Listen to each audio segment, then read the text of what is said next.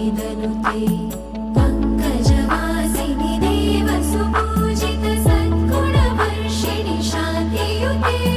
जय जय हे मधुसूदन कामिनि आदिलक्ष्मि जय पालय माम्